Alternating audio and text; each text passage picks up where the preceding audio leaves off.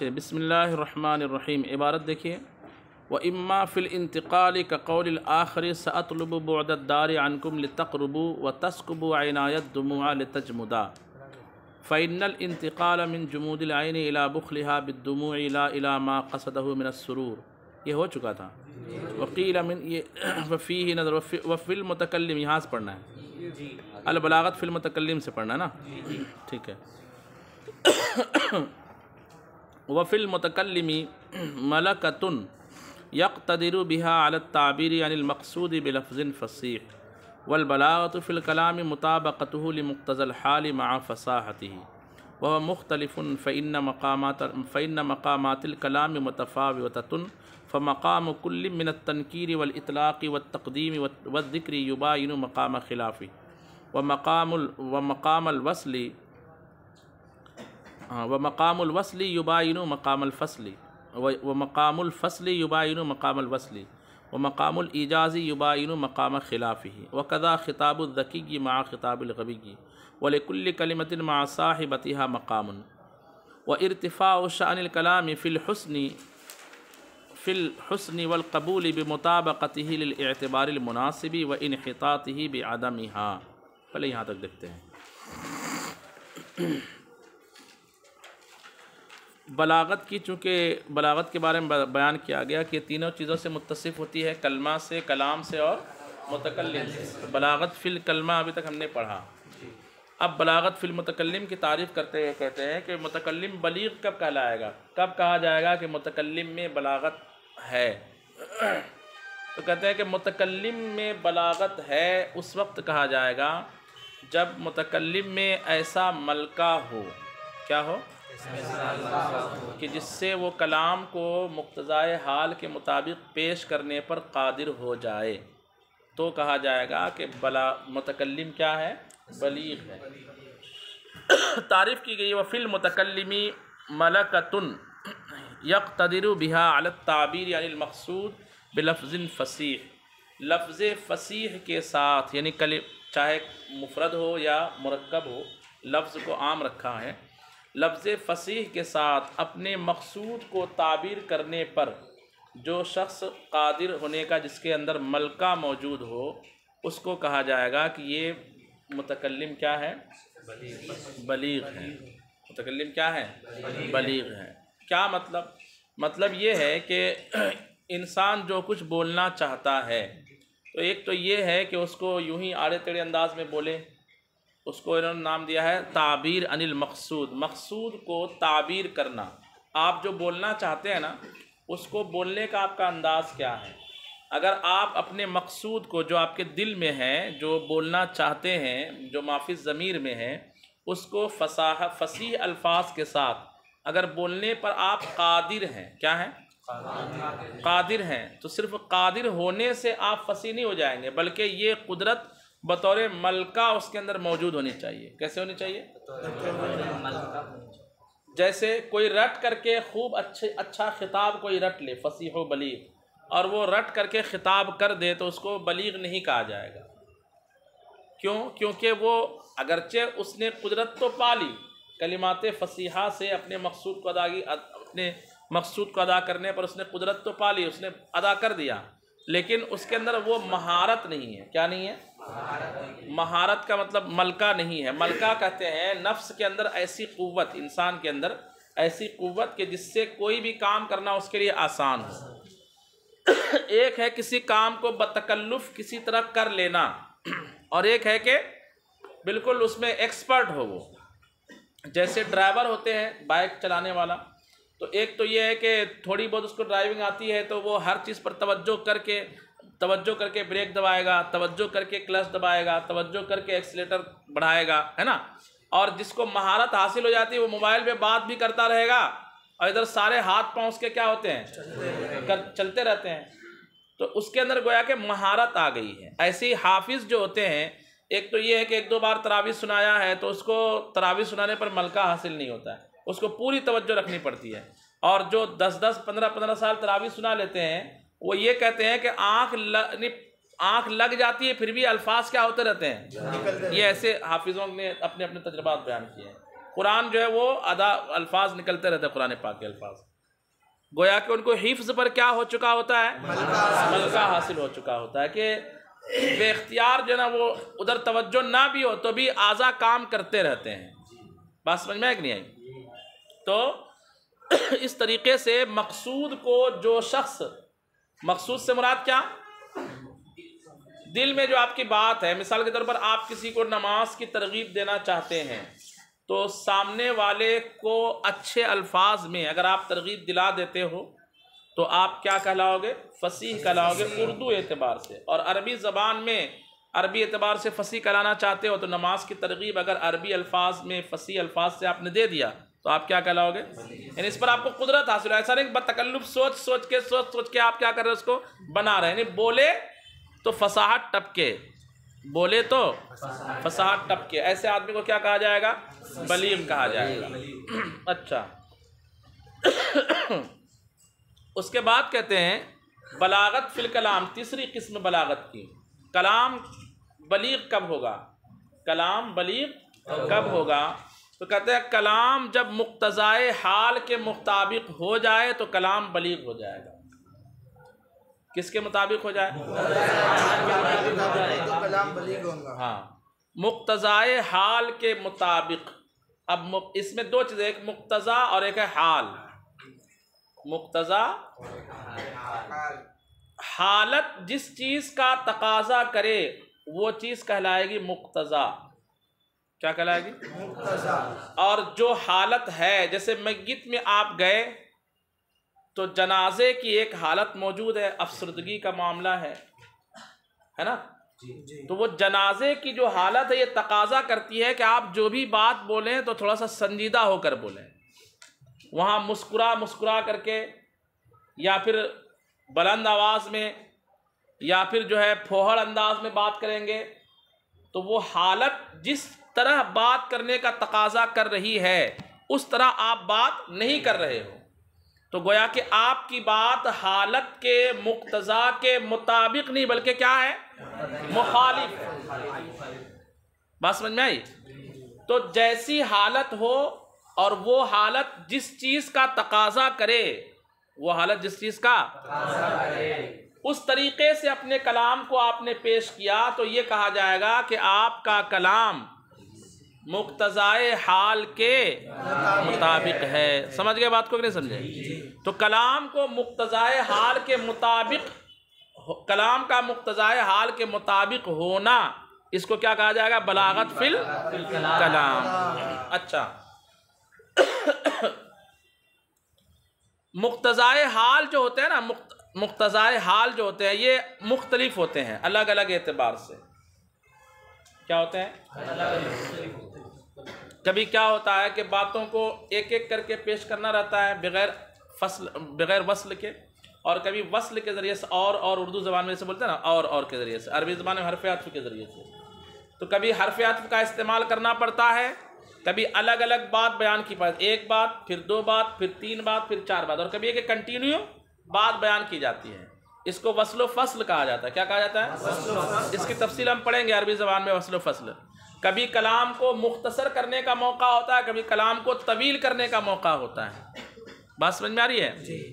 کبھی کلام میں جو ہے وہ حذف کا موقع ہوتا ہے، کبھی کلام میں کبھی فاعل کو ذکر کیا جاتا ہے، کبھی فاعل کو ذکر نہیں کیا جاتا۔ مثال کے طور پر طالب علم نے فون نہیں اٹھایا تو ہم یوں کہیں گے کہ طالب علم نے میرا فون ریسیو نہیں کیا تاکہ اس کو چوٹ لگے، اور ایک استاذ نے فون نہیں اٹھایا تو طالب علم یہ نہیں کہے گا کہ میرے استاذ نے فون ریسیو نہیں کیا، بلکہ فون ریسیو نہیں ہو پایا، کیا بولیں گے، ہاں، کال ریسیو نہیں کی گئی، کس نے نہیں کی، کیوں نہیں کی، وہ نہیں بولنا ہے۔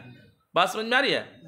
تو حذف اور ذکر کے بھی الگ الگ کیا ہوتے ہیں، مقامات ہوتے ہیں، تو پھر اس اعتبار سے اس کے تقاضے بھی کیا ہو جائیں گے، کہیں پہ حذف کا تقاضا وہاں ذکر کر دیا تو کلام آپ کا مقتضا حال کے مطابق، اور جہاں ذکر کا تقاضا ہے، گواہی پیش کرنی ہے، ایک ہے کہ سامان چوری گیا اور ایک ہے کہ فلاں نے سامان چوری کیا، اگر آپ کے پاس دلیل موجود نہیں ہے تو ہم کہیں گے یار آج مسجد سے سامان چوری گیا، اتنے ہی بولیں گے، اور گواہی پیش کریں گے اور وہاں بولے گا سامان چوری گیا، کس نے چوری کیا، بولیں گے نہیں میں یہاں پہ حذف کر دوں گا فاعل کو، تو چلے گا کیا؟ وہاں بولنا پڑے گا کہ فلاں فلاں نے سامان کیا کیا، تو وہاں فاعل کو کیا کرنا پڑے گا؟ تو ذکر اور حسب کے الگ الگ کیا ہوتے ہیں؟ مقامات ہوتے ہیں. تو مقامات کے اعتبار سے مقتضائے حال بھی کیا ہوتے جاتے ہیں؟ مختلف ہوتے چلے جاتے ہیں. تو اس اعتبار سے جو ہے نا، جیسے جیسے مقتضائے حال ہوں گے ویسے ویسے کلام کو پیش کرتے چلے جائیں گے تو آپ کا کلام کیا ہوتا چلا جائے گا؟ بلیغ ہوتا چلا جائے گا. تو قرآن پاک میں مقتضائے حال کی رعایت کی گئی ہے. کیا کی گئی ہے؟ آپ دیکھیے پہلے پارے میں پہلے مومن کا بیان، پھر کافر کا بیان، پھر بعد میں منافق کا بیان. نہیں، پہلے مومن کا بیان، پھر منافق کا بیان، پھر بعد میں کافر کا بیان. بیچ میں کس کا بیان ہے؟ کیونکہ وہ بیچ والا ہی ہوتا ہے. کیا ہوتا ہے وہ؟ بیچ والا ہوتا ہے. تو قرآن پاک یہ سب ہم اس لیے پڑھتے ہیں نا تاکہ ہم قرآن کے اعجاز کو لوگوں کو کیا کر سکیں؟ بتا سکیں. ہم بلیغ ہو یا نہ ہو، قرآن پاک کی بلاغت کو کم سے کم سمجھیں گے تو اور ایمان میں اور تازگی آئے گی، قرآن پڑھنے کا اور مزہ دو بالا ہوگا. اس لیے ہم بلاغت پڑھ رہے ہیں. تو مقتضائے حال مختلف ہوں گے کیونکہ مقامات جو ہوتے ہیں کیا ہوتے ہیں؟ کلام کے مقامات کیا ہوتے ہیں؟ مختلف ہوتے ہیں. ذکر کے، حسب کے، وصل کے، فصل کے، ایجاز کے، اطناب کے، یعنی کلام کو پھیلا کے بیان کرنا، کلام کو مختصر بیان کرنا. اس طریقے سے آپ جس سے خطاب کر رہے ہو وہ جہلا یا کم علم لوگ بیٹھے، وہاں پہ کلام کا انداز کچھ اور ہوگا، ٹھیک ہے؟ اور علماء میں بیٹھے ہوئے ہیں تو وہاں پہ کلام کرنے کا انداز کچھ اور ہوگا. غبی سے کلام کرنے کا انداز کچھ اور ہوگا، ذکی ذہین آدمی سے کلام کرنے کا انداز کچھ اور ہوگا. اس طریقے سے جو ہے مقتضائے حال بدلتے چلے جائیں گے. اس کو یوں کہتے ہیں ترجمہ دیکھیے، والبلاغۃ فی الکلام مطابقتہ لمقتضى الحال مع فصاحتہ. یہ شرط ہے. بلاغت فی الکلام کہتے ہیں کلام کا مقتضائے حال کے مطابق ہونا کلام کے فصیح ہونے کے، کیونکہ فصاحت بلاغت میں کیا ہے؟ داخل ہے نا. ہر بلیغ کلام کیا ہوگا؟ اس لیے مع فصاحتی کی قید ہے. وَهُوَ مختلف، اور یہ مختلف ہوگا یا مختلف ہوگا، یعنی مقتضائے حال کیا ہوگا؟ مختلف ہوگا. کیسے؟ فَإِنَّ مَقَامَاتِ الْكَلَامِ، یہ اِنَّ حرف مشبہ بالفعل نے نصب کیا، اور جمع مؤنث سالم کا اعراب حالت نصب میں کیسے ہوتا ہے؟ کسرہ. فَإِنَّ مَقَامَاتِ الْكَلَامِ متفاوتۃ، اس لیے کہ کلام کے جو مقامات ہوتے ہیں کیا ہوتے ہیں؟ مختلف ہوتے ہیں. متفاوت یعنی الگ الگ ہوتے ہیں. فمقام، سمجھا بھی رہے، فمقام کل من التنکیر والاطلاق والتقدیم والذکر یباین مقام خلافہ. اس لیے کہ جیسے تنکیر اور اطلاق اور تقدیم اور ذکر میں سے ہر ایک کا مقام مباین ہے اپنے خلاف کے مقام کے. تنکیر کے مخالف کیا ہے؟ تعریف. کوئی مقام ایسا ہوگا کہ وہاں پہ فاعل کو معرفہ لانا چاہیے، اور کوئی مقام ایسا ہوگا کہ وہاں فاعل کو کیا لانا چاہیے؟ نکرہ لانا چاہیے. والاطلاق، کوئی مقام ایسا ہوگا کہ مطلق وہاں پہ مطلق بیان کرنا چاہیے کلام کو، کہیں پہ مقید کے طور پر بیان کرنا چاہیے. ایسے تقدیم اور تاخیر. تو تنکیر یہ مباین ہے اپنے خلاف والے مقام کے، یعنی کس کے؟ تعریف کے. ایسے ہی اطلاق یہ مباین ہے کس کے؟ اپنے خلاف تقیید کے. اطلاق تقیید. اور تقدیم یہ مباین ہے اپنے خلاف تاخیر کے. یہی کہا انہوں نے فمقام کل من التنکیر والاطلاق والتقدیم والذکر، اور ذکر مباین ہے کس کے؟ حذف کے. ومقام الفصل یباین مقام الوصل، اور فصل کا مقام جو ہے مباین ہوتا ہے کس کے؟ وصل کے مقام. کہیں پر حرف عطف لایا جاتا ہے، کہیں بھی حرف عطف نہیں جاتا. ومقام الایجاز، یہ سب بیانات ہم پڑھیں گے، فصل و وصل کے مقامات، ذکر و حذف کے مقامات پڑھیں گے. ومقام الایجاز یباین مقام خلافہ، اور ایجاز کا جو مقام ہوتا ہے وہ اپنے خلاف کے مقام کا کیا ہوتا ہے؟ مباین ہوتا ہے، اطناب ہوتا ہے. وَقَضَا خِطَابُ الذَّكِيِّ مَعَ خِطَابِ الْغَبِيِّ، ایسے ہی ذکی سے جو خطاب ہوتا ہے، ذکی کا خطاب اور غبی کا خطاب دونوں ایک دوسرے کے کیا ہیں؟ متباین ہیں. وَلِكُلِّ كَلِمَةٍ مَعَ صَاحِبَتِهَا مقام، اور ہر کلمے کا اپنے جوڑ والے کلمے کے ساتھ اپنا ایک مقام ہوتا ہے. یعنی کچھ کلمہ ایسا ہوگا کہ جس میں حرف عطف واو لایا جائے، کچھ کلمہ ایسا ہوگا جس کے حرف عطف فا لایا جائے. تو فا واو کے ساتھ جو کلمہ آئے گا اس کا مقام جیسے جاءنی زید فعمر، اس کا یہ کبھی کہیں اور بولا جائے گا، اور جاءنی زید وعمر یہ کہیں، جاءنی زید ثم عمر یہ کہیں اور بولا جائے گا۔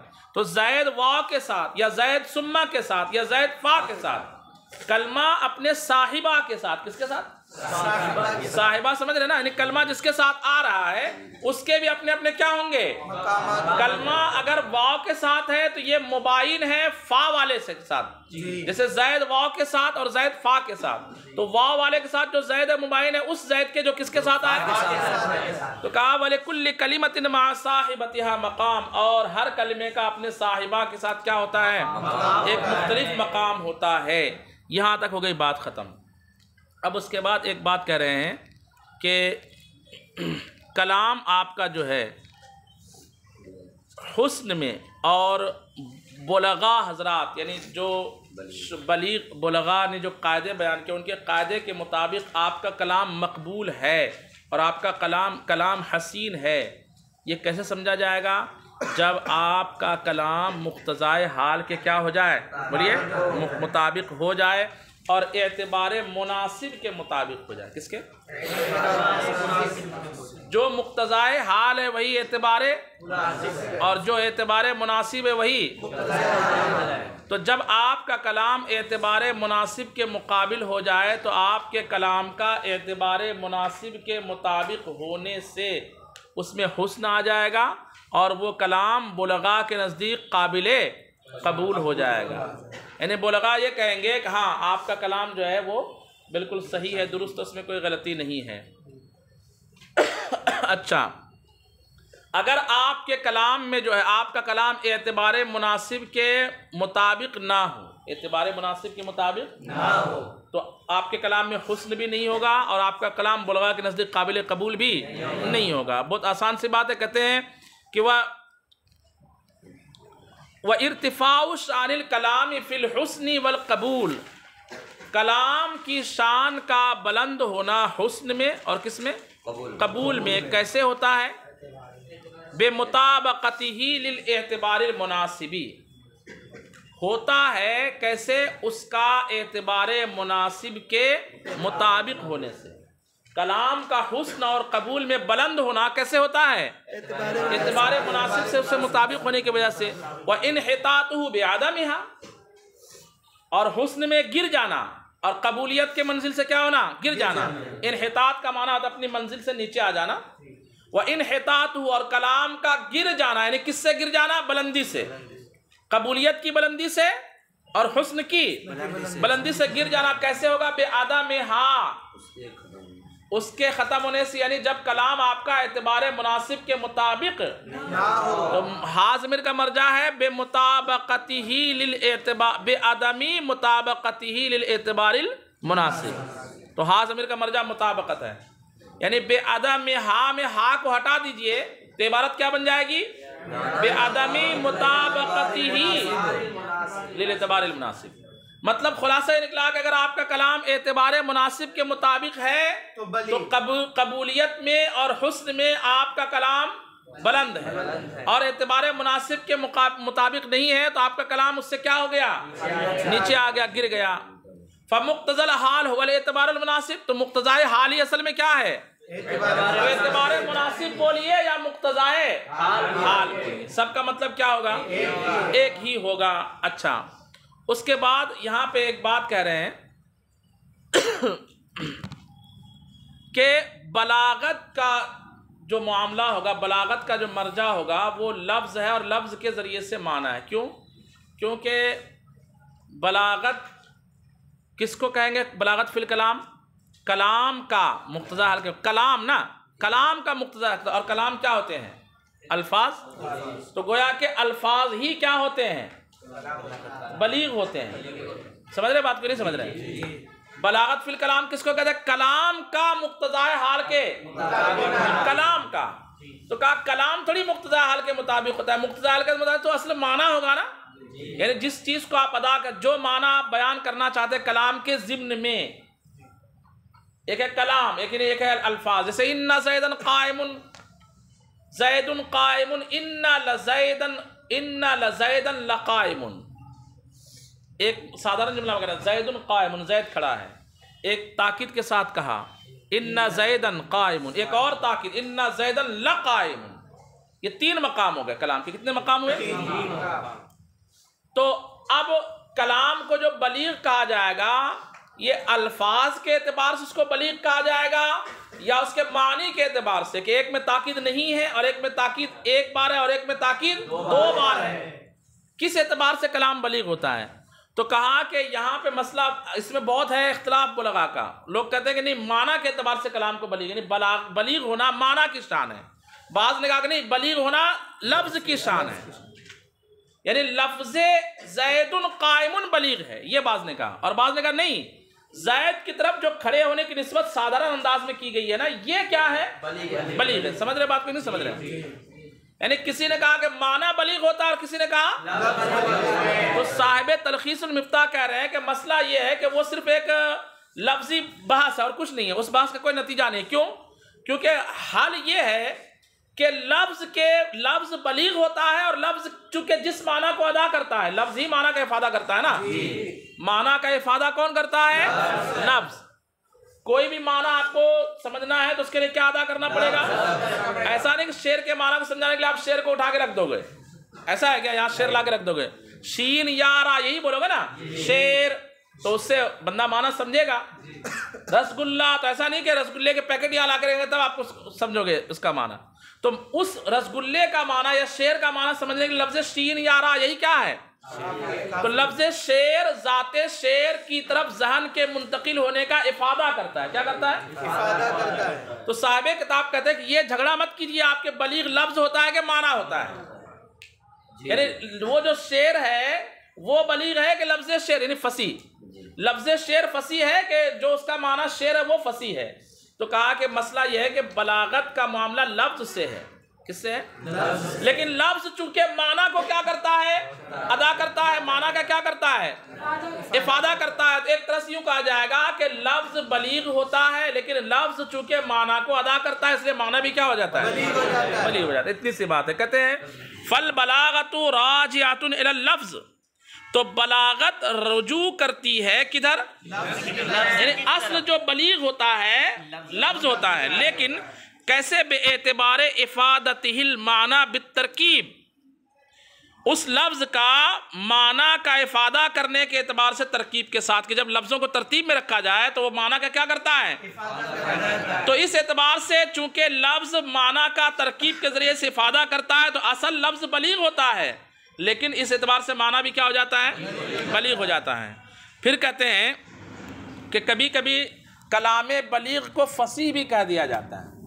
کلام بلیغ کو یعنی بجائے بلیغ کے کیا کہہ دیتے ہیں؟ تو جب کوئی کہے کہ یہ کلام بلیغ فصیح ہے، کہیں پہ آ جائے یہ کلام کیا ہے؟ فصیح ہے، تو اس کا مطلب ضروری نہیں کہ صرف فصیح ہو، بلکہ یہ بھی ہو سکتا ہے کہ اس کا معنی کیا لیا جائے؟ بلیغ بھی ہو سکتا ہے. وقت کثیرا ما یسمى ذالک فصاحتا ایضا، اور کبھی کبھی اس کو فصاحت سے بھی کیا کیا جاتا ہے؟ بلاغت کو فصاحت سے بھی موسوم کیا جا سکتا ہے.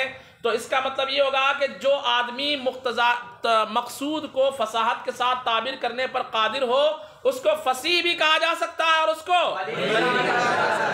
اگر کسی کو ہم فصیح کہیں گے تو یہ اعتراض نہیں کر سکتے آپ کے فصیح تو صرف جو ہے وہ کیا بولتے ہیں مفردات میں ہوتا ہے نا، اور فصیح تو متکلم ہوتا ہے نہیں. متکلم تو کیا ہوتا ہے؟ بلیغ ہوتا ہے. آپ فصیح کیوں کہہ رہے ہیں؟ تو ہم کہہ سکتے ہیں کہ کبھی کبھی بلاغت کو کیا کہا جاتا ہے؟ فصاحت کہا جاتا ہے. تو متکلم بلیغ کو متکلم فصیح کہہ سکتے ہیں. اچھا، اب اس کے بعد ایک اور بات بیان کر رہے ہیں کہ بلاغت چونکہ مقتضائے حال کے مطابق جب کلام ہوگا تو آپ کا کلام کیا ہوگا؟ بلیغ ہوگا. آپ کا کلام کیا ہوگا؟ بلیغ ہوگا. اب کیا ہوتا ہے کہ بلاغت کے درجے ہیں، ایک اسفل درجہ اور ایک ہے اعلیٰ درجہ. بلاغت کے کیا ہے؟ جیسے پاسنگ کا درجہ ہے نا، پاسنگ مارکس کا اسفل درجہ کتنا ہے؟ 40 کے نیچے ہو تو بندہ پاس ہی نہیں رہے گا، فیل ہو جائے گا. اور اعلیٰ درجہ تو ہم نے حد بنا دیے 100. لیکن بلاغت میں ایسا ہے کہ بلاغت کا جو اعلیٰ درجہ ہے وہ اعجاز کی حد تک جاتا ہے جہاں ذہن بھی عاجز ہو. جیسے قرآن پاک کی جو بلاغت ہے نا، ایسی بلاغت ہے کہ ذہن بھی اس بلاغت کو ادا کرنے پر قادر نہیں ہے. اگر قادر ہوتا تو یہ دعویٰ قرآن نہیں کرتا کہ فَأْتُوا بِسُورَةٍ مِّن مِّثْلِهِ وَادْعُوا شُهَدَاءَكُمْ. بس میں مطلب قرآن پاک کی بلاغت اتنی ہائی لیول کی ہے کہ وہاں تک ذہن بھی نہیں جاتا. تو یہ بلاغت کا اعلیٰ درجہ. پھر اس کے نیچے اس سے قریب کچھ درجے ہوتے ہیں جہاں ذہن پہنچ سکتا ہے. انسانی ذہن کیا ہو سکتا ہے؟ وہ بھی اعلیٰ درجہ ہی بولیں گے. یعنی انسان آخری بلاغت جو اختیار کر سکتا ہے بلاغت کے اونچے درجے کو، اسٹیپ کو، کیٹیگری کو، وہ بھی بلاغت کا اعلیٰ ہی درجہ ہے. اور ایک ہے بالکل ادنا درجہ. پھر اس اعلیٰ اور ادنا کے درمیان کیا ہے؟ اسٹیپ ہے. کم بلیغ، پھر اس سے زیادہ بلیغ، پھر اس سے زیادہ بلیغ، پھر اس سے زیادہ بلیغ، پھر اس سے زیادہ بلیغ. پھر تو جتنا زیادہ بندہ گھسے گا اور اس علم کو حاصل کرے گا، تو مثال کے طور پر 1 سال جو عربی زبان کو سیکھا، بلاغت کے اصول پڑھا، وہ شخص جو کلام بلیغ ادا کرے گا وہ کم درجے والا ہوگا اس کے جس نے 5 سال پڑھا. اور اس سے زیادہ وہ ہوگا جس نے 10 سال اس علم میں وقت دیا، اور اس سے زیادہ ہوگا جس نے 20 سال اس علم کو وقت دیا. بات سمجھ میں آ رہی کہ نہیں آ رہی ہے؟ تو اس طرح سے بلاغت کے درجے کیا ہیں؟ مختلف ہیں، لیکن وہ محدود ہے 2 دائرے میں. محدود کس میں ہے؟ نمبر 1 اسفل اور اعلیٰ، اور ما دون الاعلیٰ جو اعلیٰ کے بالکل قریب ہے. بیچ میں بہت سارے درجے ہیں. اسفل سے اگر نیچے گیا تو وہ کلام جو ہے بلغا کہتے ہیں، وہ کلام اور جانور کا کلام، بالکل گائے کا بھیں کرنا اور اسفل کے درجے سے نیچے کلام کو پیش کرنا، دونوں کہتے ہیں کیا ہے؟ وہ بھیں کہتے ہیں تو کسان جو ہے کسان اٹھا کے اس کو چارہ دے دیتا کہ یہ کیا کر رہی ہے، چارہ مانگ رہی ہے اس کو. ایسے ہی انسان جو ہے کلام بلیغ کا اسفل درجہ بھی اختیار نہ کرے تو بات تو چلو سمجھ میں آ جائے گی، لیکن اس کی بات اور وہ بھیں والی بات دونوں کیا ہے؟ برابر ہو جائے گی. دیکھیے کہتے وَلَہَا طَرْفَانِ، اور بلاغت کے کتنے کنارے ہیں؟ 2 کنارے ہیں. اعلیٰ وَهُوَ حَدُّ الْإِعْجَازِ وَمَا يَقْرُبُ مِنْهُ، یہ ایک کنارہ. ایک ہے اعلیٰ، اور اعلیٰ کون ہوتا ہے؟ 2. ایک جو حد اعجاز کو پہنچا ہوا اور جو حد اعجاز سے بالکل قریب، یہ 2 جو ہے طرف اعلیٰ ہیں. وَأَسْفَلْ، اور دوسرا درجہ کہاں ہے؟ بالکل اسفل.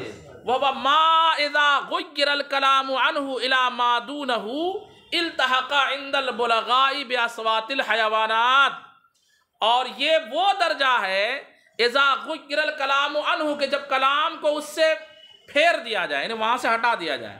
اِذَا غُيِّرَ الْكَلَامُ عَنْهُ، جب کلام کو وہاں سے کیا کر دیا جائے؟ پھیر دیا جائے. اِلَى مَا دُونَهُ، اس سے نیچے کی طرف. اِلَى مَا دُونَهُ، اس کے نیچے کی طرف. التحقا، تو وہ کلام لاحق ہو جائے گا. عند البلغاء، بلغاء کے نزدیک. بأصوات الحیوانات، کس سے؟ جانوروں کی آواز، اور اس کے آواز میں کوئی فرق نہیں. وَبَيْنَهُمَا مَرَاتِبُ كَثِيرَةٌ، اور یہ دونوں درجوں کے درمیان کیا ہے؟ بہت سارے مراتب ہیں. بس یہ تک رہنے دیجیے. صلو علی الحبیب.